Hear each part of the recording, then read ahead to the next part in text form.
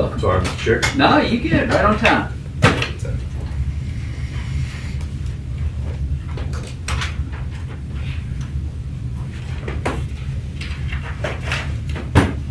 We're on. All right, we will call this February 2nd, 2026 meeting of the OJRSA Board of Commissioners meeting to order. Our invocation and pledge of allegiance will be led by Mr. Josh Thomas instead of Zane Thomas. Josh Riches, I'm sorry. There's a Josh Thomas here somewhere, isn't Real estate. Yeah, there is. there? I'm sorry, that Josh. I meant this Josh. I've been called worse. Well, if you will, still, Josh. Sure. Yeah. Our Father in heaven, we're thankful for this beautiful day. Father, we've been impacted by the weather the last couple of weekends, and we're very thankful that we've been able to get through these storms, and we're thankful that for the most part we were spared. And we recognize the hard work and the sacrifice that many have put into restoring power, to making sure that people could be safe and could get through the difficult times that were had. Bless them and their families. Father, we recognize there are many who are still without power, who are struggling and impacted by the storm. And we pray that there will be safety and that people will be able to return to having the things in life that they need to operate, to live. We also pray that we can learn from this and be more appreciative of the blessings that we have that we sometimes take for granted. We pray in this meeting that we will be led and directed and be able to make decisions that are pleasing unto Thee, and that will honor those that trust us with the positions that we're in.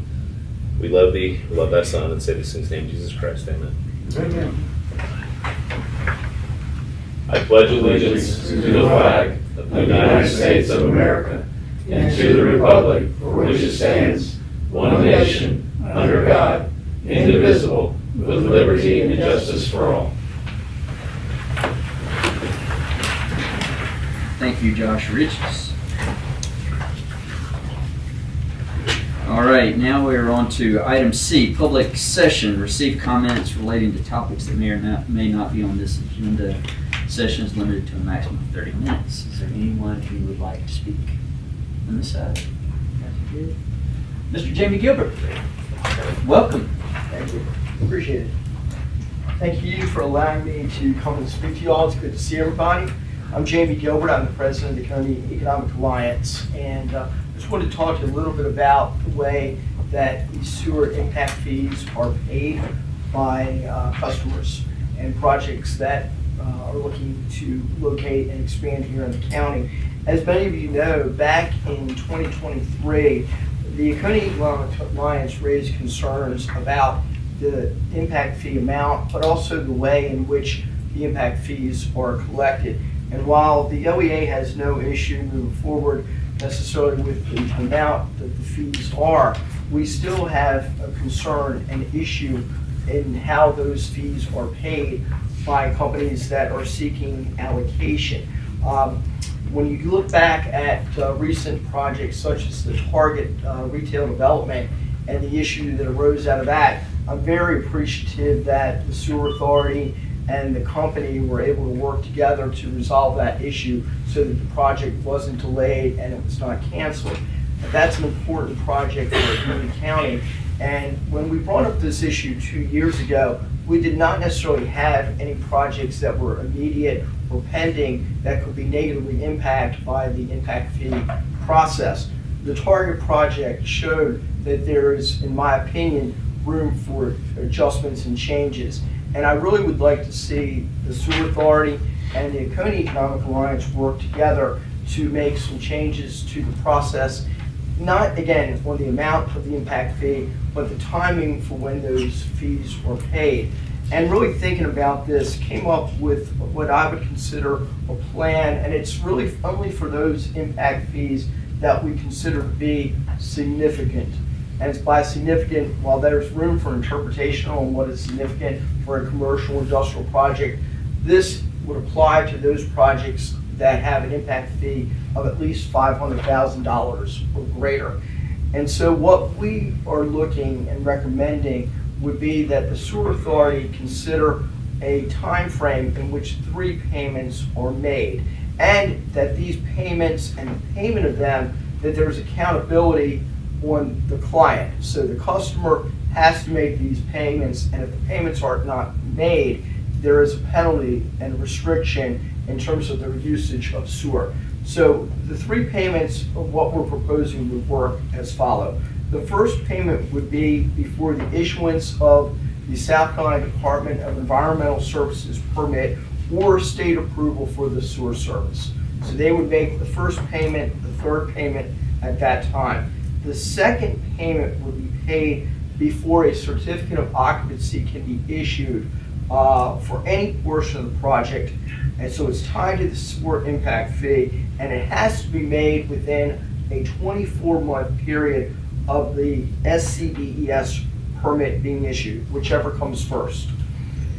The third and final payment would be made within 12 months of the issuance of the certificate of occupancy, but no later than 36 months following the issuance of the South Carolina EDS permit. So from the time that approval is granted by the state, they would have 3 years to make all three payments. If the project fails to make that third payment within 30 days of its due date, the water providers in that area, whether it's the city, whether it's Pioneer Water, would have an intergovernmental agreement that if the fee is not paid, the water service would be shut off until that payment is made. I mean, think about this. You can't have sewer unless you have water. So the water is the driver for that sewer that's then discharged. So an intergovernmental agreement with everybody working together, and in many cases, the cities have the sewer and the water. So it would make sense to have that as a condition. If you don't pay your fee, the flow is shut off. Also, a 5% fee would be added to the cost of the sewer impact fee for them having the delay in paying all the fee at one time up front. And again, failure to make the sewer impact fee payments as outlined above would result in the loss of sewer allocation for the project as approved by SDES. So then we go back and we would remove what they were allocated also, so that allocation would not be there. But I think something that's kind of the framework for this, but I would love to sit down with you all and work on what that plan actually looks like. But I think when you start talking about fees that run into the hundreds of thousands of dollars, and again, we're saying anything over 500,000, that is a significant amount for projects in which the return on that to the project may be several years out before they even get customers that are using the water and the sewer. So we would appreciate your consideration and working together to come up with that adjustment to the sewer impact fee. Thank you. Does anyone have any questions for Jamie before we move on? Okay, is there anyone else that would like to speak? All right, Jamie, just to address what you said, and Chris, keep me, and anybody else, kind of keep me straight if I say something wrong. So, you know, we considered a policy like that and then ultimately decided not to proceed. But I personally, as the chairman, would like to be, extend whatever flexibility we can to help you guys and what you do, because I think it benefits all of us. Could we perhaps put together a small working team? Doesn't have to be anything elaborate, not over a lot of months. I think we pretty much both understand kind of what the playing field is, and maybe sit down and see what we can come up with. Would that be all right? That'd be great. To the board, I would ask, is there maybe 2 or 3 people that would like to join me in talking with?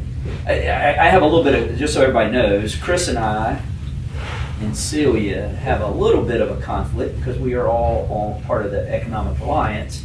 So I would certainly like someone who is not, I'm not saying the 3 of us couldn't, but someone in addition to that. That'd be great. Okay.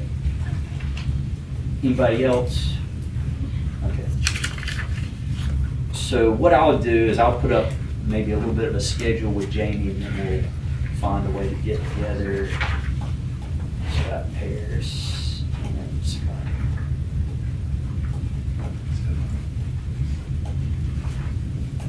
Celia, just so while Hollow's represented, would you like to at least, we can always make you aware. I want to make sure you have an opportunity. We'll have Westminster represented, Seneca will be represented. Of course, David represents both. Are you okay with that? I mean, I can talk to him. Okay. All right, Jamie, we'll set that up in relatively short order, see what we come up with. Thank you both. Jacob, thank you for being here too. You guys are welcome. We got plenty more to talk about Pooh and Oconee County, so you're welcome to stay if you'd like. But if you would like to leave, we understand. We appreciate that. We have a couple of pending projects we're finalists for that are coming into town in the next week, and so we have to get back and pull some of that together, but appreciate the invite. All right. Thank you all. Thank you both. This will be way more exciting. Thanks, guys. Welcome. Glad you made it. That's trying. That's all right. Of course, I think I got the truck that's about to fall apart in front of you. Oh, yeah. And then you turn out it's not a truck, it's a Winnebago that like off the, put some asphalt on it. Yeah, I said it's on asphalt. I don't know. Well, we're glad you're here. Thank you. Sorry about that. All right, so we will move on to item D, approval of the minutes. And we will start with the Board of Commissioners meeting January 5th, 2026. Does anyone care to make a motion? I say it. Have a motion and a second. Any discussion? All in favor, please say aye. Aye. Any opposed? Motion carries. We'll move on to the annual members meeting of January 5th, 2026. Is there a motion? Make a motion to approve this annual meeting. I have a motion. We have a second. Any discussion? All in favor, please say aye. Opposed, like sign. Motion carries. Moving on to item E, committee and other meeting reports. Reconstitution Committee and Executive Committee, we did not meet for lack of items in January. We will meet, is that next week, Lynn, Chris? Yes, sir. Is anyone? Yes, the list of upcoming meetings are down at the bottom for anybody that would like to see. Operations and Planning Committee meeting, January 15th, Mr. Scott Muller. Yes, sir, Mr. Chair, not much to report on. Got an update on the transition into the computerized maintenance management system. Now that that's been finalized, they're pushing forward. Hope to have that live by July 1st, 2026. Now they're going to be seeking a new financial system that we had a lot of discussion about the integration capabilities between the finance and the CMMS system. So KCI is going to assist staff with trying to find a suitable financial system to continue to build on that technological improvement to their processes. We talked about the indefinite delivery contract, and that's been approved. Staff reported that the Speed Creek pump station and the issues we're having there is going to be the first project that they call on the engineer to work on. We got an update from Kyle on the dewatering equipment and the final clarifier number 3. Quick update there. There's still, it's still a long lead time in repairs till later this year as they, order equipment and get the repairs done. I think there was a report of a pump that went down. Yeah, and it bumped it up. They had a pump, went down to the clarifier, and they bumped that up in the priority of it as well. We discussed the goals. There were 4 items, 4 goals that we reviewed. Obviously talked about the Speed Creek project and the concerns that we have there.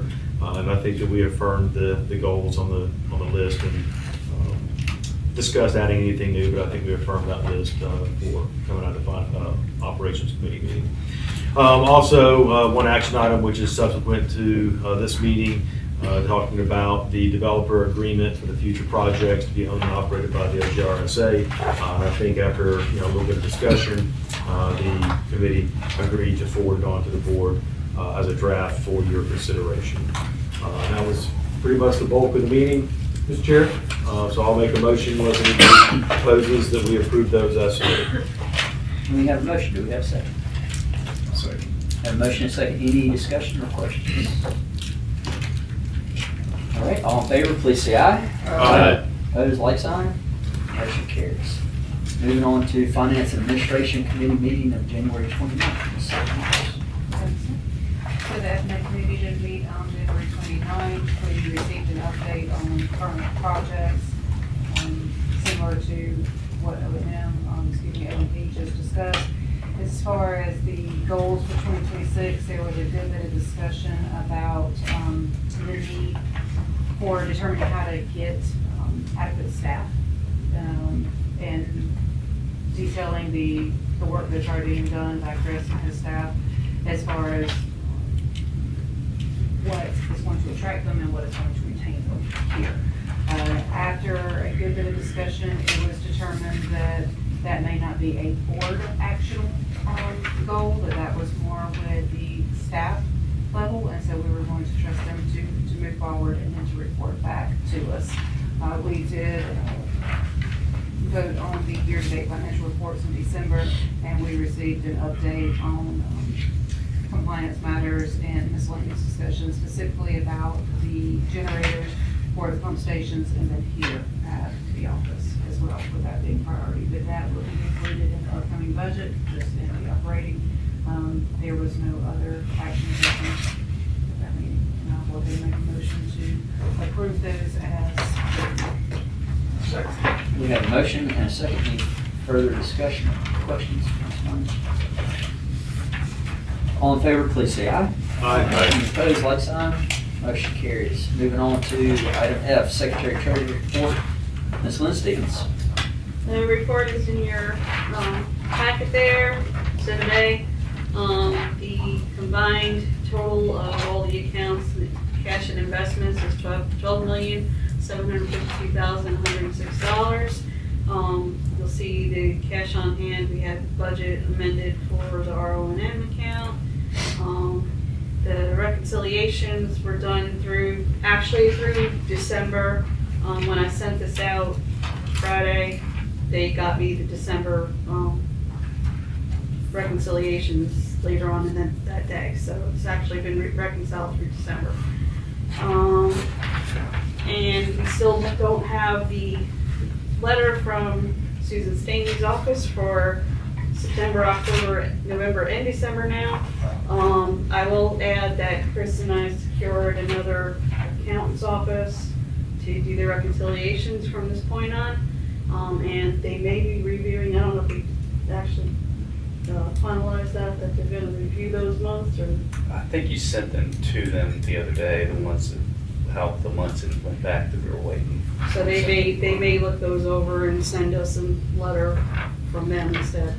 One way or another, I will get a letter, whether I get it from Susan or get it from them.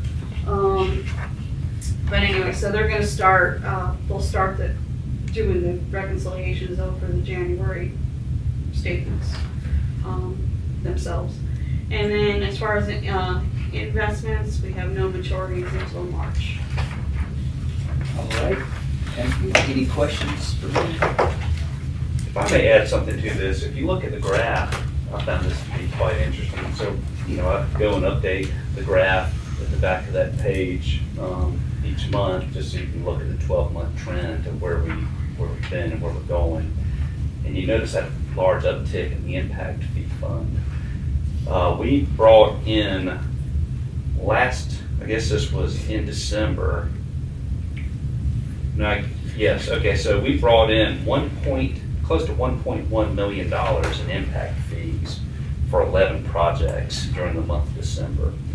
And that totaled about 79,000 gallons of flow. Now the big one in there was obviously the target that was settled up. But we also had a subdivision that came and applied for and paid capacity fees as well. So between those two projects, that was close to $1 million by itself. While I bring this to everybody's attention, again, it doesn't need to be at the forefront of everybody's mind, but it needs to be about halfway back, somewhere near the ears, is the fact that we're about, close to 1.2, 1.3 million gallons away from when we need to begin expanding the treatment plant. So we are rapidly moving in that direction. So one of the things we'll be looking at in the coming year is when, try to set a hard date that when we need to begin that design process. or at least initiate the funding for the design process for that to happen. So Chris, remind me on that, wholesale impact fund that is restricted, are we bankrolling that in anticipation of a plant expansion? Okay. Or are we using that for some, I know we've got limitations what it can be used for. What is it being used for, actually? It can be used for anything that needs to be done to accommodate growth, whether it's 100% of it goes to the treatment plant, or 100% of it goes to the conveyance system, or a split in between. It can be used for any of those type matters. That's according to what I understand the impact fee policy to state. Lawrence, am I correct, since you're the one that essentially wrote the impact fee policy? I'm sorry, I was muted. Yeah, that's basically right. But how are we using it? Like, how is that money being used? Is it sitting? It's just sitting. Okay. The last time we touched that fund, if I remember correctly, was when we did some upsizing to some pump stations on Davis Creek Road back around 2018 timeframe. So that subsidized the replacement of 3 existing stations to allow for us to pay for growth. The large part of that project, if I remember, was about 60%, 65% of that project was paid for using monies that we had set aside when we used to fund depreciation, which is now what we call the projects and contingency fund. Any other? The only thing I would point out about spending the impact fee funds is that under the State Law Development Impact Fee Act, you generally have a required window to identify when you intend to use the funds, and the project timeline under the CIP, and there's basically a statutory timeline that you're supposed to meet. You are generally exempt from that because water and sewer utilities are exempt from the requirements of the Development Impact Fee Act. But it is something you just want to make sure you're keeping an eye on whatever those expenditures are, to make sure that the projects are being utilized for the development impact that is otherwise causing under system. All right, thank you, Lawrence. Any other questions or comments? Is there a motion to accept the financials as presented? A motion? Second. A motion, a second. Any further discussion or comments? All in favor, please say aye. Aye. Any opposed, like sign? Motion carries. Moving on to G. Well, there are no G's, so we'll move on to H. Action items. Item number 1, consider standard development agreement for future projects to be owned, operated, and maintained by OJRSA. Chris Elliott. All right, Mr. Chair and Commissioners, this document was presented to the O&P committee, as Mr. Baldwin mentioned during his committee report. At the time that the document that was presented was the last version that we had, but I think it was even later that same day that I got back a final copy from one of Lawrence's attorneys, Kim Wonder. And if you look on page 2, you can see the red line of what Kim proposed changing, and that was items that were changed from what was approved by the committee to proceed with. The committee also asked that space be added for special conditions to the developer agreement, and I believe that was everything there to it. That was, and of course was passed on to Lawrence following our discussion. Anything else you want to add to that, Lawrence, since you and your team put this together?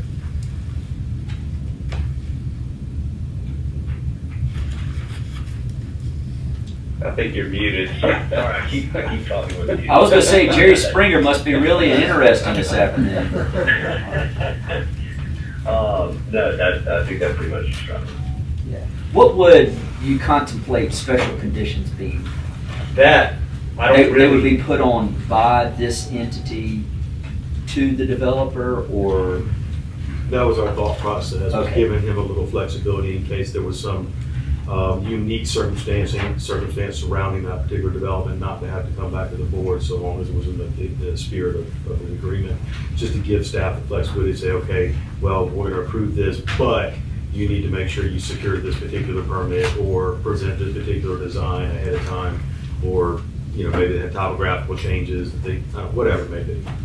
So we just want to make sure they have the ability to put in any special considerations for that particular project. And this would be something, of course, that I would recommend that we do move forward with.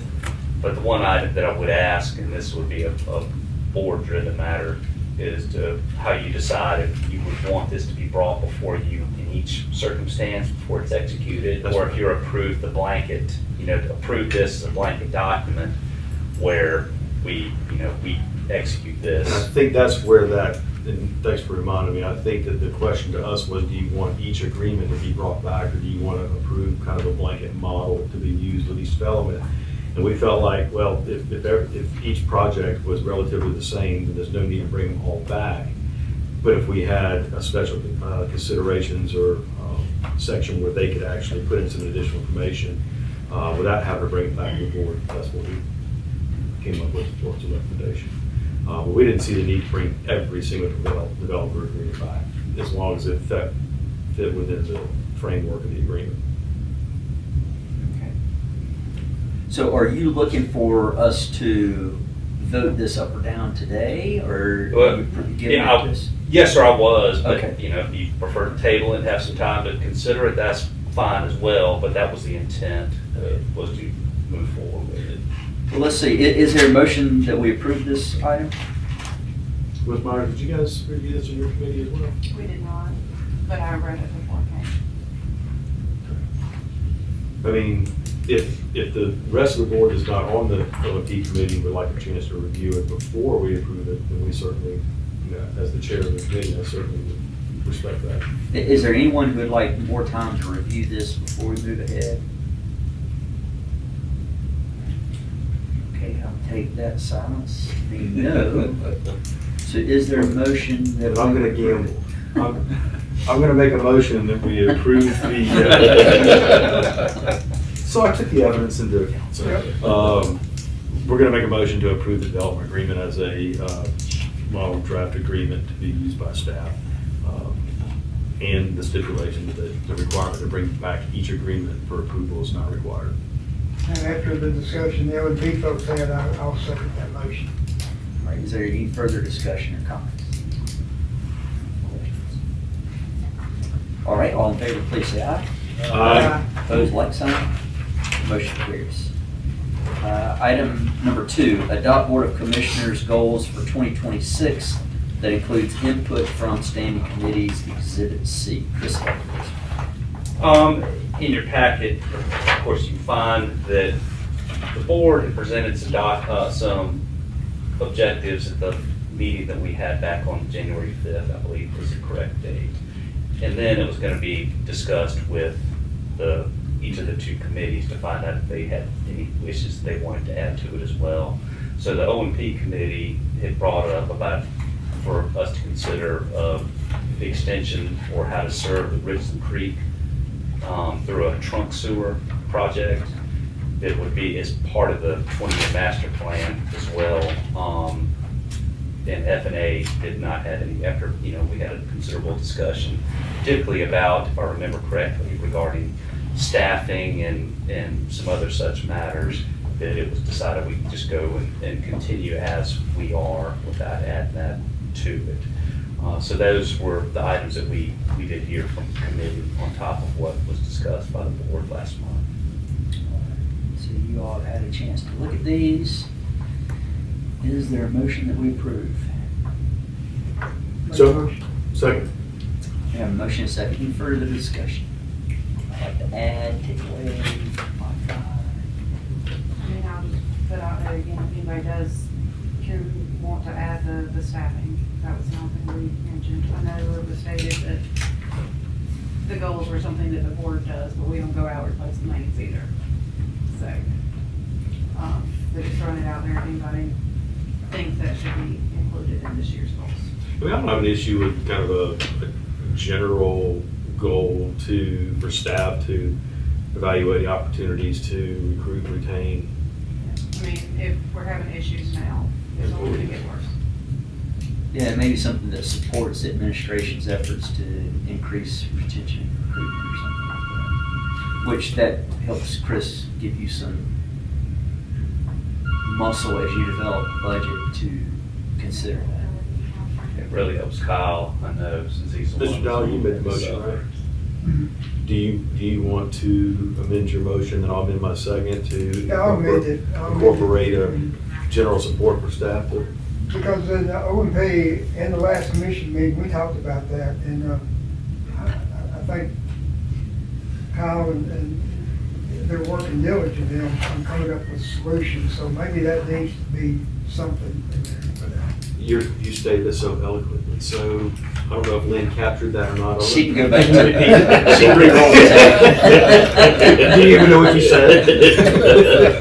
No, I don't know what I had for lunch. It was so well put. Yeah, so we'll add that one if y'all agree with it. All right, then All right. I'll amend my second to add that as well. All right, is there any further discussion on any of the items? All right, all in favor, please say aye. Aye. Any opposed, like sign? Motion carries. Moving on to item I, Executive Director's discussion on compliance matters. Chris Elliott. First of all, I appreciate y'all's help with both those items. Those are good things for us to move forward with. Environmental and regulatory compliance matters. I've got Kyle Lindsay here. I asked him to come in because we've had 2 force main breaks that occurred. One of them was very minor. The next one, the second one turned out to be a pretty substantial endeavor that occurred, of course, during the worst weather that we could possibly have to try to respond to something on Saturday night. So I'll let him go ahead and speak to that. Then after that, of course, ask us any questions you have, and he'll give you an update on where we are with PAA, and I think that will take care of the item 1 over there. So 2 weeks ago, we had a force main leak call in, I think it was on Friday evening. So our on-call staff responded, and again, it was a leak, but it wasn't a major, when they got out there, there wasn't much coming out. And so we were able to cut off the pump station, transfer the flow to our 3 million gallons a day equalization tank to store the flow. The next day, the crews went out and repaired, I think it was 5-foot section of double iron pipe that had basically the same thing you see here, holes and a crack on that section of pipe. They put 2 repair couplings on it and replaced, again, 5 foot of double iron with a new pipe. So we had another call come in Saturday night. I think it was about 10:45 when the call come in. I received a call by 11 p.m. stating the same hole, basically. So where the crews had the first leak, we had called in to have asphalt work come in and patch it. We're still waiting on response for that contractor to come out to do the patch work on it. So apparently what, again, it's all coincidence, but a call come in saying there was a leak. So the on-call and the maintenance supervisor contacted me 11 p.m. We discussed what was going on, what the call was about. So I told them, which Chris and I, we had a sit-down meeting with everybody before the ice storm, stating that if a call come in after hours during the ice storm and when there's hazardous road conditions, to contact one of us for our input about being safely on the road. So they had contacted me again. I called into the Emergency Operations Center for the county just to get some feedback about road conditions. Well, during the ice storm, they was manning that. Well, apparently during the snow here this weekend, they was not manning that. So I called 2 different numbers, didn't receive any answer, any call back. So I told our on-call guy to call dispatches who called it in, the leak. So I told them to contact dispatch to see if there was any way. I wanted to have an escort for my tech to be on the road just in case something happened. I had somebody lay eyes and be able to, call a tow truck or whatever if something happened. That was my fault. So during that time frame, the homeowner called me, which I don't know how they got my personal my work self, but they did. So talking with them, and they was telling me, you know, that it was like a significant flow coming through their front yard. It was almost coming up on their front porch. So I called the tech back and I said, let's go ahead and try. And I said, safely, take your time, do what you can to safely get there. So he was able to get there. This is about 1 a.m. when he was able to reach the pump station, shut it off, transfer that flow to the EQ tank.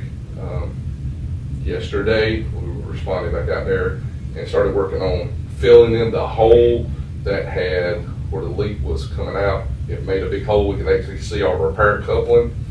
Now, during that time frame, there was a Tahoe that tried to go up and the icy, and it's an incline road there, and apparently they slid back into that open cut where the dirt was, and we had initially thought that the weight of that vehicle started over a couple hours, started pushing down on that dirt and popped the pipe. That's what, because it all the same sequence of events, that was the conclusion we come up with. But today, when they got it all dug up and they started doing the inspection, got everything cleaned out, there is another 8 to 12 inch crack up from the last repair coupling on that line. So now they're taking out a whole piece and replacing it with 15 feet of new ductile to make sure they get everything. So we've cleaned up, yesterday we cleaned up the residence where the sediment had washed into their driveway. We cleaned all that up. Yesterday put out lime on the affected areas. Today they're finishing up the repair. They pressure washed the residence driveway to get everything clean, and they're putting out some more lime. So there's approximately 25,000 gallons is what we calculated that was spilled on this break. So, Any questions for Kyle? Kyle, we appreciate you taking your safety of your staff into consideration and getting it fixed. And this one it's been on the news. I know that y'all have been out there, correct? I think y'all took some pictures today, Yep. but it's also, we sent out a release yesterday and it was picked up by local radio and Fox Carolina and Channel 7, I believe, is that right? What are the homeowners, are they satisfied with the after action? yeah, Chris was out there talking with the I call it the neighbor of the affected resident, where, because again, it was on the hill. So I was dealing with the affected resident, and she, the lady there that I was corresponding with multiple times, she was very pleasant and understanding, and she was okay with what we did yesterday. Go contact her this evening after the repair just to make sure that everything's good, where we pressure washed everything. Chris has spoke to the neighbor, which the leak itself was in front of their house, but it technically didn't affect them. It was just, that's the location of where the leak was. There was a follow-up Facebook message from those individuals complimenting Chris and his quick Okay, action, good, very good. the staff, and they seemed pleased. And then another guy that also lives out there posted something that was favorable to their actions. So, And so- Was in Seneca? yeah, it was over off of Wells Highway somewhere. Yeah, Ridgeview Lane Yeah, off of Wells Highway. On the way down to the road down to the Martin Creek pump station. So I've received calls off and on all day today from folks asking about it. And the one question that I've gotten from a couple, if not more than a couple of them, has been, how come y'all came out and left and the spill was still going on? Like, you didn't do anything to stop the spill. And that wasn't the case. As Kyle mentioned, the on-call guy diverted the flow to the tank. But you had all of that water, as Kyle mentioned, you had a fairly small crack in the bottom of this pipe. But upstream of this, at a higher elevation, you had what we calculated to be at least 18,000 gallons is stored inside this pipe that is now going to drain out somewhere by gravity. So that's why the leak, seemed to continue even after we shut the flow off. In fact, it probably was less of a leak if we would have kept pumping it, but it would have been continuous. And we still would have eventually had to drain that line to be able to get in there to do the repair, because it was going to be a clean cut made in it. So that's one thing that I think that most folks didn't seem to really take into account, is you got all this water up the hill, this eventually got to go somewhere, and that's, when I explain it that way, they seem to all have understood why the spill continued even after we shut the station down. And just to be clear, I'm certain you did reportable incident for DES. Yes, sir. Kyle notified them yesterday, and the Corps of Engineers, we notified them as well. Kyle, thank you again. PAA, update. So the PAA, we are waiting, it was supposed to happen last week, but with some circumstances, the bad weather, the lab that we work with was coming in to do some more sampling as far as the PAA to get the calibration on our equipment set up, the right dilutions. That got canceled last week. They're scheduled to be here Wednesday or Thursday of this week.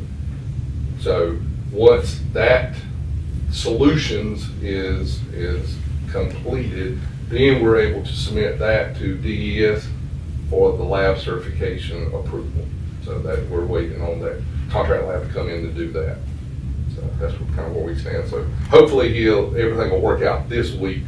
And so at the end of this week, first next week, we should be hopefully submit the documentation. So. Thanks, Kyle. And the last thing I want to add is that Dalton Justice, our commercial pre-treatment guy, that I think most of y'all have met over time, mostly from him handling the fats, oils, and grease stuff.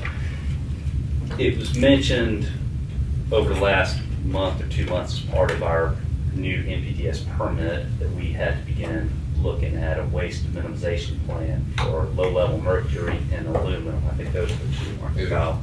So Dalton, what he's going to go do, because the low-level mercury requires involvement with dental practices. So Dalton is going to go and just provide them with just a form letter. And I think it's for the most part, it's all been phased out, I believe, but it's the amalgam that is used in some of these practices. So they had to, and the state used to regulate this on its own. We didn't have to get involved in this from a local pre-treatment standpoint at all. But now that this has happened, that's put this little bit of a burden on us to have to do as part of our permit. And we're hoping that it's going to be something that we the data shows, that we don't have to be involved in after, is it 6 to 8 months toward, I think we have to have the plan in place by April or May, and then or is that when we have to have the samples by results done? Yeah, we got till August. So we're hoping that at the end of all of this, there's not going to be any real effect. It's just now going through, kind of jumping through from our permit as long as everything turns out. Have y'all started handing out the handouts to these dental dentists? No, Allison and Dalton just worked on this Okay. little form letter today, so it hadn't gone out. See how that comes out there. And that's all I have on environmental matters. Winter storm update. Kyle mentioned the overflow that we had, but just to go and give you a quick summary of how it affected us generally over those past 2 storms. This snowstorm, besides that leak, caused us absolutely no impact at all. The weekend before, we had the forecast ice storm that did affect us.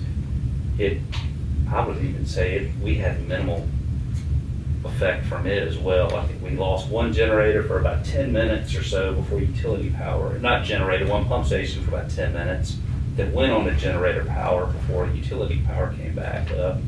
And then there was another station that was down for a couple of days, you guess, talking about Perkins Creek.